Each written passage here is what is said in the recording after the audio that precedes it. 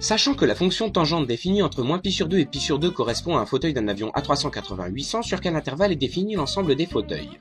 Eh bien en fait c'est très simple, vous prenez l'avion, vous comptez les hublots, vous cherchez la taille de l'avion à 380-800, vous faites le rapport entre la distance entre deux hublots et l'avion en lui-même pour trouver la distance réelle séparant deux fauteuils. Et ce que l'on vient de faire ne sert absolument à rien. On sait qu'il y a 538 fauteuils pour en moyenne 10 places par rangée. Sachant qu'on ne peut pas s'asseoir sur la fonction tangente de face, on s'assied donc de profil tout le monde, c'est évident. L'intervalle est défini donc pour une rangée de fauteuils et non pas pour un seul fauteuil comme nous a expliqué l'énoncé. Pour simplifier, on considérera que 538 divisé par 10 égale 54. On a donc 54 rangées. Une rangée, donc un fauteuil, correspond sur la fonction tangente à une distance de π. On prend donc un intervalle de 54 π, mais comme on n'est pas raciste des négatifs, on fait moitié-moitié. Sauf que dans ce cas-là, le fauteuil du milieu n'est pas entre -π sur 2 et π sur 2. Comme on n'aime pas trop les négatifs quand même, on décale l'intervalle du côté positif et on a donc un fauteuil au milieu. Résultat des courses, l'ensemble des fauteuils est défini sur l'intervalle -26 π moins π sur 2, 27 π plus π sur 2, soit un intervalle de -53 π sur 2, 55 π sur 2. C'est simple, non?